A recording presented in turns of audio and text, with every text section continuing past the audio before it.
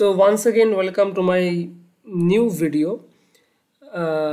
গতকাল আমরা সেন্সাস নিয়ে পুরো টপিকটা রিভিশন করেছিলাম। আশা করি তোমাদের ভালো লেগেছে।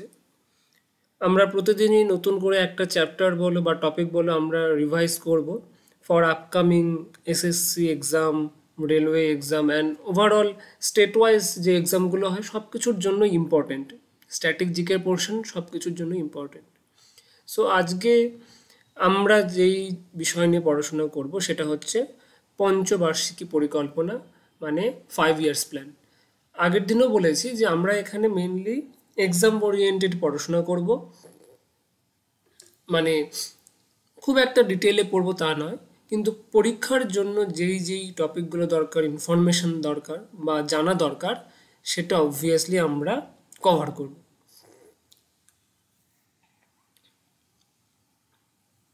সো আজকে আমরা পড়ব পঞ্চবার্ষিকী পরিকল্পনা, ফিফথ 5 ইয়ার্স প্ল্যানস।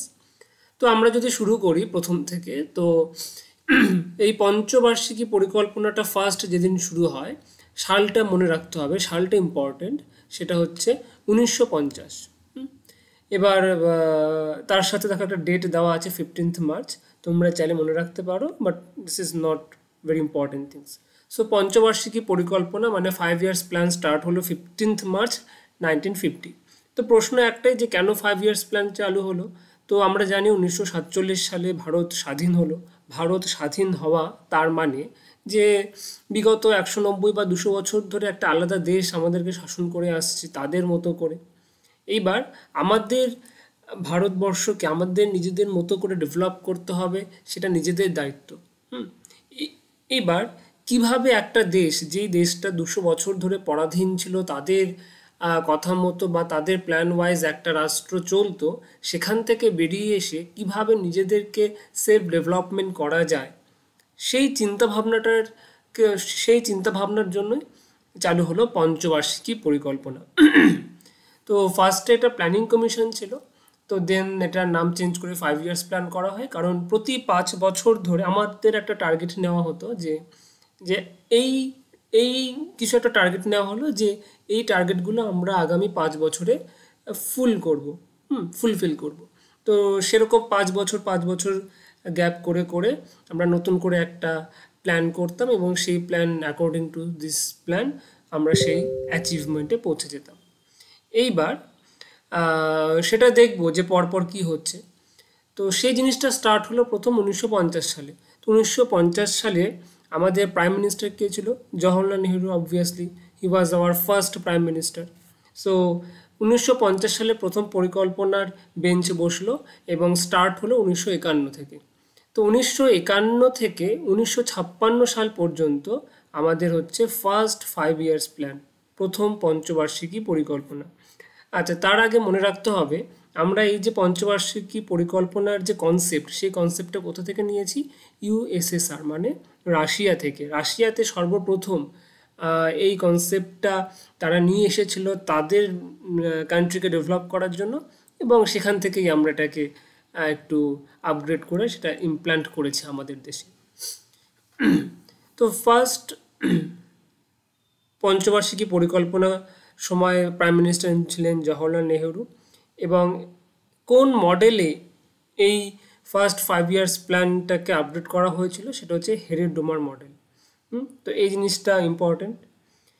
আচ্ছা, এই 5 ইয়ার্স প্ল্যানটে আমাদের মেইনলি দুটো জিনিসের উপরে ফোকাস করা হয়েছিল। একটা হচ্ছে ফ্যামিলি প্ল্যান আর একটা হচ্ছে এগ্রিকালচার।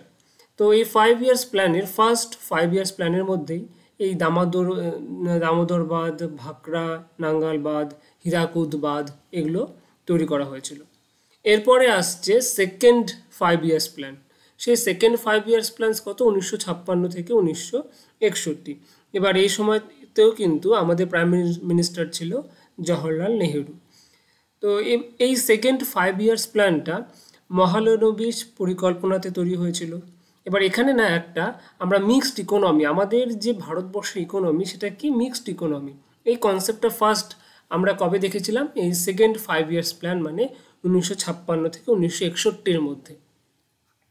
এবার এই মহালনবিশ পরিকল্পনাতেই আমাদের ভারতবর্ষে ইন্ডাস্ট্রি ডেভেলপ করতে স্টার্ট করেছিল। তাদের মধ্যে তিনটা বড় বড় ইন্ডাস্ট্রি, যেমন দুর্গাপুর ইন্ডাস্ট্রি, রাউরকেল্লা ইন্ডাস্ট্রি এবং ভিলাই, এই তিনটে ইন্ডাস্ট্রি এই সেকেন্ড 5 ইয়ার্স প্ল্যানেই ইন্টিগ্রেট করা শুরু করেছিল। দুর্গাপুর যেই প্ল্যানটা, সেটা কাদের সাহায্যে নেওয়া হয়েছিল? ব্রিটেনের সাহায্য। রাউরকেল্লা করা হয়েছিল জার্মানির সাহায্যে, এবং রাশিয়ার সাহায্যে হচ্ছে ভিলাই। তো এই জিনিসগুলো মনে রাখতে হবে যে Britain Durgapur, Germany Rourkela, villi Russia. এবার আমরা যদি চলে আসি থার্ড 5 ইয়ার্স প্ল্যান। এবার তৃতীয় পঞ্চবার্ষিকী পরিকল্পনার সালটাকে যদি খেয়াল করি, 1961 থেকে 1966। এবার আমরা যদি একটু ইতিহাসে চলে যাই, তাহলে কিন্তু দেখতে হবে যে এই সময়তে ভারতবর্ষের রাজনীতির মাঠে একটা বিশাল বড়সড় ঝামেলা চলছে। কীরকম ঝামেলা? প্রথম কথা, 1961 সাল। 1961 সালটা কিন্তু খুবই ইম্পর্টেন্ট, কারণ ওই ভারত চীন মানে ইন্ডিয়া চায়নার সাথে সম্পর্ক খারাপ হতে শুরু করলো, একটা যুদ্ধ দেখা গেল। এর মাঝখানে 1964-এর দিকে জওহরলাল নেহেরু মারা গেল। তার মানে যেই প্রথম থেকে এই ভারতবর্ষ স্বাধীনতা পাওয়ার পর থেকে যেই প্ল্যানগুলো বা পঞ্চবার্ষিকী পরিকল্পনা বলো বা যেই প্রধানমন্ত্রীর আন্ডারে এতদিন হয়ে এসেছিল, সেটা কোথাও গিয়ে ব্রেক করলো এবং তার সাথে ইন্ডিয়া চায়নার যুদ্ধ শুরু হলো। তো সেজন্য আমরা দেখব যে এর পরে কিছুটা গ্যাপ পড়ে যায় পঞ্চবার্ষিকী পরিকল্পনাতে, এবং এখানে যে গ্রোথ, সেই গ্রোথটা কিন্তু অনেকটাই কমে এসেছিল। তো থার্ড 5 ইয়ার্স প্ল্যান হচ্ছে গডগিল যোজনা। তো এই মডেলের উপরে গড়ে উঠেছিল। এবার এই থার্ড 5 ইয়ার্স প্ল্যানেই এই বোকারো ইন্ডাস্ট্রি, এটা হচ্ছে ইম্পর্ট্যান্ট, গড়ে উঠেছিল। বাট আমরা আগে যেটা বললাম যে যেহেতু 1962 সালে চায়নার সাথে যুদ্ধ, 1965 সালে পাকিস্তানের সাথে একটা ঝামেলা হয়েছিল, সো সেই সময় খুব একটা আমরা ডেভেলপ করতে পারিনি, মানে পুরোপুরি 2.8% মাত্র ডেভেলপমেন্ট হয়েছিল, পুরোপুরি ফেলড হয়ে যায় থার্ড 5 ইয়ার্স প্ল্যানটা। তো মোটামুটি আমরা দেখলাম যে 1951 সাল থেকে শুরু করে 1966 সাল পর্যন্ত মোট 15 বছরে 3টা 5 ইয়ার্স প্ল্যান দেখলাম। এই সময় ফার্স্টে আমরা দেখলাম যে এগ্রিকালচার সেক্টরে ডেভেলপমেন্ট হলো, তারপরে আমরা দেখলাম ইকোনমিক সেক্টরে ডেভেলপমেন্ট হলো, এবং থার্ড 5 ইয়ার্স প্ল্যানই মেইনলি আমাদের যেটা পড়াশোনা করি আমরা সবুজ বিপ্লব, মানে গ্রিন রেভলিউশন। সো গ্রিন রেভলিউশনের জনক কাকে বলে যদি প্রশ্ন হয়, তাহলে প্রশ্নটা দুভাবে হবে। একটার অ্যান্সার হবে MS স্বামীনাথন। MS স্বামীনাথন হচ্ছে father of Indian green revolution, মানে ভারতের সবুজ বিপ্লবের জনক। MS স্বামীনাথন হচ্ছে ভারতবর্ষের সবুজ বিপ্লবের জনক। আরেকজন আছেন নরম্যান বরলং। এই নরম্যান বার্লং হচ্ছে সবুজ বিপ্লবের জনক, উনি ভারতবর্ষের নন। আচ্ছা, এখানে একজনের নাম আছে, তার নাম হচ্ছে উইলিয়াম গাউড। William Gaud. সে প্রথম এই টার্মটা ইউজ করে। আমি যে বলছি গ্রিন রেভলিউশন, এই টার্মটা প্রথম ইউজ করেন উইলিয়াম গাউড। সেজন্য আমরা এখানে তিনটা নাম শুনলাম, একটা হচ্ছে উইলিয়াম গাউড, আর একটা হচ্ছে নরম্যান বার্লং, আর একটা হচ্ছে MS স্বামীনাথন। MS স্বামীনাথন হচ্ছে Indian father of green revolution, Norman Borlaug হচ্ছে ফাদার অফ গ্রিন রেভলিউশন, আর উইলিয়াম গাউড হচ্ছে first coined the term or first used the term.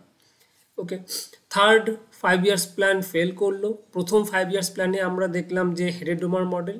Second 5 years প্ল্যানে আমাদের ইন্ডাস্ট্রি ডেভেলপ করেছে ব্রিটেন, দুর্গাপুর তৈরি করলো ব্রিটেনের সাহায্যে, জার্মানির সাহায্যে রাউরকেল্লা, এবং রাশিয়ার সাহায্যে ভিলাই হলো। এবার আমরা চলে আসি 1969 থেকে 1974 সাল।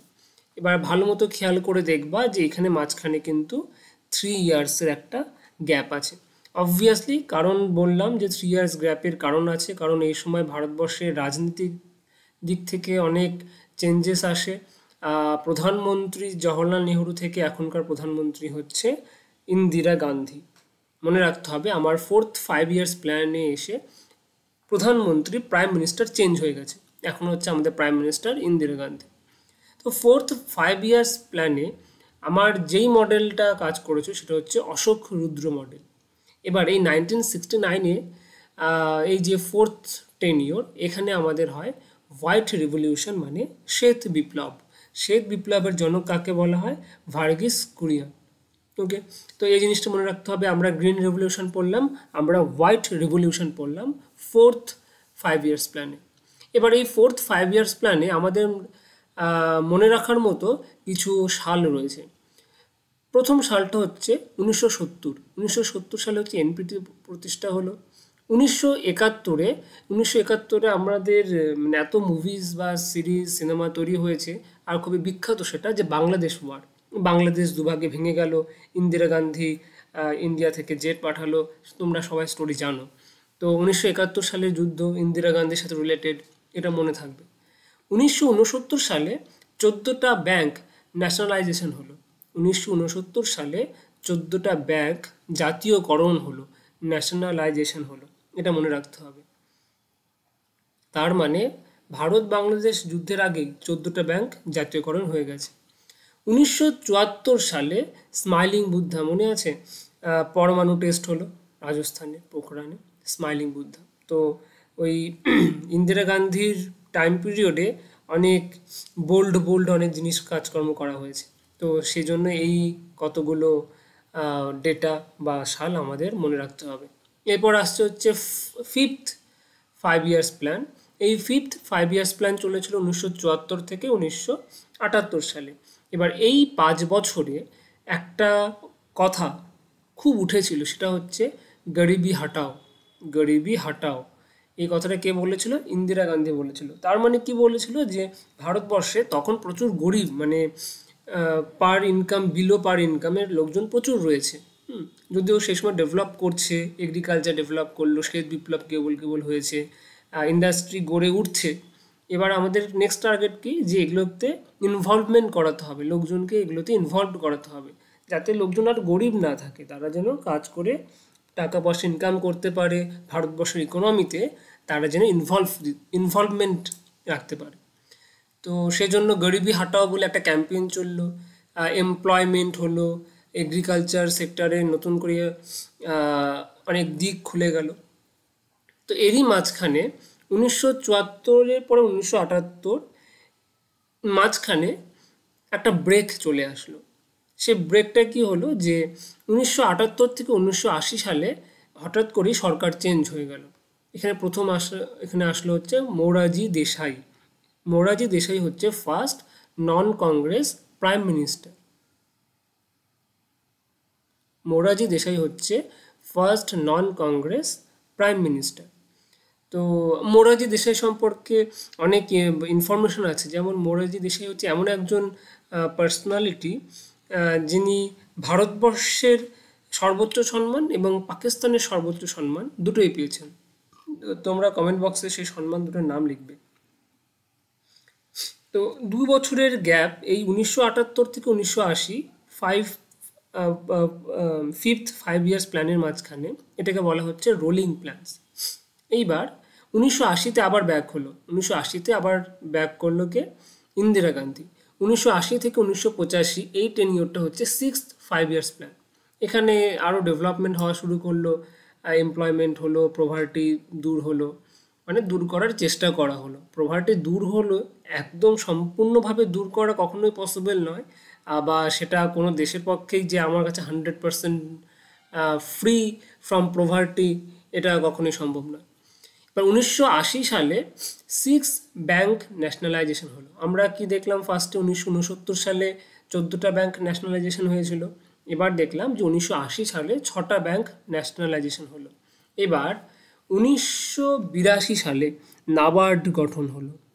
1982 সালে নাবার্ড গঠন হলো। এই নাবার্ড কথাটা আমাদের মনে রাখতে হবে, বা নাবার্ডের ফুল ফর্ম তোমরা কমেন্ট সেকশনে জানাবা। এবং তার সাথে সাথে বিশাখাপত্তনম স্টিল প্ল্যান্ট, যেটা অন্ধ্রপ্রদেশে আছে, এবং ভদ্রাবতী প্ল্যান্ট, যেটা কর্ণাটকে আছে, এই দুটো প্ল্যান্ট ইন্ডাস্ট্রি গ্রো করে 1980 থেকে 1985-এর মধ্যে, মানে সিক্সথ 5 ইয়ার প্ল্যান্সের মধ্যে। তো এরই মধ্যে আমরা জানি যে অপারেশন ব্লু স্টার হয়ে গেল। অপারেশন ব্লু স্টার কোথায় হয়েছিল? পাঞ্জাবের স্বর্ণ মন্দিরের ওখানে, গোল্ডেন টেম্পেলে, ওই শিখদের নিয়ে ঝামেলা চলছিল সেখানে, এবং Indira Gandhi operation blue star চালায়। এবং তারপরে আমরা জানি যে বিভিন্ন রকম কনস্পিরেসি করে ইন্দিরা গান্ধীর যে সিকিউরিটি গার্ড ছিল তারাই তাকে হত্যা করে, এবং ইন্দিরা গান্ধীর যে পুরো চ্যাপ্টার এখানেই ক্লোজ হয়ে যায় 6th 5 ইয়ার্স প্ল্যান্সের মধ্যে, 1980 থেকে 1985। এরপর করে নতুন শুরু হচ্ছে 7th 5 ইয়ার্স প্ল্যান। তাহলে আমরা এই পুরো 1951 সাল থেকে 1925 সাল পর্যন্ত প্রথমে আমরা দেখলাম জওহরলাল নেহরু, তারপরে আমরা দেখলাম ইন্দিরা গান্ধী, মাঝখানে মোরারজি দেশাই কয়েক বছরের জন্য ছিল। এরপরে শুরু হচ্ছে 7th 5 years plan. 7th 5 years প্ল্যানটা হচ্ছে 1985 সাল থেকে 1990 সালের মধ্যে। এটাকে বলা হচ্ছে ওয়েক মডেল, যদিও খুব একটা আসে না, জাস্ট মনে রাখবা 7th 5 ইয়ার্স প্ল্যানটা হচ্ছে ওয়েক মডেলের উপরে। এখানে আমাদের ইকোনমিক প্রোডাক্টিভিটি বাড়ে, এখানে আমাদের সোশ্যাল জাস্টিস এবং এমপ্লয়মেন্টের উপর জোর দেওয়া হয়। আমরা দেখলাম যে 4th 5 ইয়ার্স প্ল্যানে হচ্ছে শ্বেত বিপ্লব, 3rd 5 ইয়ার্স প্ল্যানে দেখলাম আমরা সবুজ বিপ্লব, 3, 4, এবার 7 মিনস থালা for a reason. So 7th 5 years প্ল্যানে আমরা দেখব ব্লু রেভলিউশন। ব্লু রেভলিউশন মানে হচ্ছে মাছেদের বিপ্লব, মানে মৎস্য চাষ করা হচ্ছে, আর নতুন নতুন মাছেদের জন্য চাষ করা হচ্ছে যাতে প্রচুর ফিশ প্রোডাক্টিভিটি বাড়ে। এরপরে হচ্ছে 1988 সালে সেবি গঠন হলো। সেবির ফুল ফর্মটা দেখো, security exchange bank of India. 1989 সালে জওহর রোজগার যোজনা হলো। এবং আমরা যে প্রাইভেটাইজেশনের কথা বলি, সেই প্রাইভেটাইজেশনের কনসেপ্ট ফার্স্ট এই 7th 5 ইয়ার্স প্ল্যান থেকে স্টার্ট হলো। এরপরে 7-এর পরে মানে মাহি রিটায়ারমেন্ট করার পরে আরও 2 বছরের গ্যাপ। এই 2 বছরের গ্যাপের পরে 1990 থেকে 1992 পুরো একটা গ্যাপ চলেছিল। তারপরে 8th 5 ইয়ার্স প্ল্যান মানে চলে আসলো নরসিংহ রাও, 8th 5 ইয়ার্স প্ল্যান। আচ্ছা, এবার মনে রাখতে হবে এই সময় কিন্তু আমাদের মনমোহন সিংয়ের জামানা আসছে বা একটা এফেক্ট দেখা যাচ্ছে, সেটা পরের কথা। তো নরসিংহ রাওয়ের 8th 5 ইয়ার্স প্ল্যান চলেছিল 1992 থেকে 1997 সাল পর্যন্ত। জন ডাব্লিউ মিলার মডেলেই তৈরি হয়েছিল। এখানেই আমাদের এলপিজি রিফর্ম হয়েছিল, এলপিজি রিফর্ম এবং হিউম্যান রিসোর্সকে কাজে লাগানো হয়েছিল, এলপিজি রিফর্ম এবং হিউম্যান রিসোর্স। 1995-তে ডাব্লিউটিও জয়েন করলো এবং মিড ডে মিল প্রকল্প এই আমাদের 8th 5 ইয়ার্স প্ল্যানেই শুরু হলো। তারপরে আসলো হচ্ছে আমাদের অটল বিহারী বাজপেয়ী। অটল বিহারী বাজপেয়ী মানে জনতা পার্টি। জনতা পার্টির আগে একবার ছিল, কোথায় ছিল বলো তো, যে মোরারজি দেশাই, যখন ওই ইন্দিরা গান্ধী মাঝখানে 2 বছরের জন্য স্কিপ হয়ে গেল, তখনই মোরারজি দেশাই। এবং তারপরে মানে গোটা 1951 সাল থেকে বা আফটার ইন্ডিপেন্ডেন্স থেকে এই 8th 5 ইয়ার্স প্ল্যান পর্যন্ত সব কংগ্রেস পিএম। এরপরে আসলো হচ্ছে Atal Bihari Vajpayee 9th 5 years plan নিয়ে। তো এইখানে 1998 সালে পোখরান 2, 1999 সালে কার্গিল ওয়ার, এই দুটো খুবই ইম্পর্টেন্ট আমাদের পরীক্ষা নিরীক্ষে। তো এইগুলো হওয়ার জন্য আমরা জানি যে যতবারই এই যুদ্ধগুলো লেগেছে আমাদের 5 ইয়ার্স প্ল্যানের যে টার্গেটগুলো সেগুলো মিস হয়ে গেছে। তো তারপরে এই 5 ইয়ার্স প্ল্যানটা আস্তে আস্তে খুবই প্ল্যানিংগুলো উইক হতে থাকে এবং টার্গেটগুলো অ্যাচিভমেন্ট কম হতে থাকে। তো 1997 থেকে 2002, তারপরে 10th 5 ইয়ার্স প্ল্যান হচ্ছে 2002 থেকে 2007 পর্যন্ত, তখন মনমোহন সিং ছিলেন। এবং তারপরে 11th 5 ইয়ার্স প্ল্যানটাও 2007 থেকে 2012 সাল পর্যন্ত। এই সময় একটা ম্যাসিভ ইনক্রিজ দেখা গিয়েছিল প্রায় 8%-এর ওপর। সবচেয়ে বেশি এখানে গ্রোথ দেখা যায় রঙ্গরাজন কমিটি থেকে। তো তার মোটো ছিল towards ফাস্টার and more inclusive growth. এবং লাস্ট যেটা হয়েছিল মানে মোট 12টাই 5 ইয়ার্স প্ল্যান হয়েছিল ভারতবর্ষে, সেটা ছিল 2012 সাল থেকে 2017 সাল পর্যন্ত। তার মোটো ছিল ফাস্টার মোর ইনক্লুসিভ অ্যান্ড সাস্টেনেবল গ্রোথ। এবার এই সাস্টেনেবল জিনিসটা কিন্তু আমরা এখনও প্রচুরবার শুনি যে মোদি সরকার বলে থাকে সাস্টেনেবল ডেভেলপমেন্ট, সাস্টেনেবল সব কিছু। তো সাস্টেনেবল মানে যে আমাদের ডেভেলপমেন্ট করতেই হবে, ডেভেলপমেন্ট আমাদের লাগবেই, বাট এমন ডেভেলপ হবে যাতে আমাদের যে নেক্সট জেনারেশন তাদের ওপর কোনো এফেক্ট না পড়ে, মানে ব্যাড এফেক্ট না পড়ে। ধরো আমরা আজকে ধরো ইলেকট্রিসিটি জেনারেট করছি, কি করছি যে ধরো আমরা কোল থেকে পেট্রোল ডিজেল এগুলো ইউজ করছি। তো এগুলো ধরো আমাদের যা এখনো পর্যন্ত রিজার্ভ আছে সেগুলো আমাদের হয়ে চলে যাবে, বাট এর ফলে নেক্সট জেনারেশন সাফার করবে। সো সাস্টেনেবল ডেভেলপমেন্ট মানে আমি এমনভাবে আমাদের সোসাইটিকে বা আমাদের কান্ট্রিকে ডেভেলপমেন্ট করব যাতে আমরাও ভালো থাকি, আমাদের নেক্সট জেনারেশনও ভালো থাকে এবং ওভারঅল আমাদের কান্ট্রি, আমাদের এনভায়রনমেন্ট ভালো পজিশনে থাকে। তো যাই হোক, এই ছিল আমাদের মোট 12টি পঞ্চবার্ষিকী পরিকল্পনা, যা শুরু হয়েছিল 1951 সাল থেকে। পরিকল্পনা গৃহীত হয় 1950 সালে 15 মার্চ। মোটামুটি প্রথম দিকে যেই পঞ্চবার্ষিকী পরিকল্পনাগুলো হয়েছিল সেগুলো বেশি ইম্পর্টেন্ট। 1951 সাল থেকে শুরু করে 1956 থেকে 61 থেকে 66 প্রথম 3টা বছর কোন মডেল, কোন পরিকল্পনা কী কী তৈরি হয়েছিল, 5 years plan, 7th years plan, SEBI, NABARD এগুলো কবে তৈরি হয়েছিল, সব মিলিয়ে পরীক্ষা থেকে পরীক্ষার হলে পাওয়ার মতো কোশ্চেন এর মধ্য থেকেই পাওয়া যাবে। সো আশা করি ভালো লাগছে তোমাদের এই টপিকটা। আমরা এইভাবেই পড়াশোনা করব যাতে বেশি না পড়তে হয়, বাট যতটুকু পড়াশোনা করব তাতে যেন আমাদের এক্সামটা কভার করে যায়। তো আশা করি তোমাদের ভালো লাগছে। ভালো লাগলে সাবস্ক্রাইব করবে, do it for your self, এবং কমেন্ট করে জানাবে বাকি কোশ্চেনগুলোর অ্যান্সার।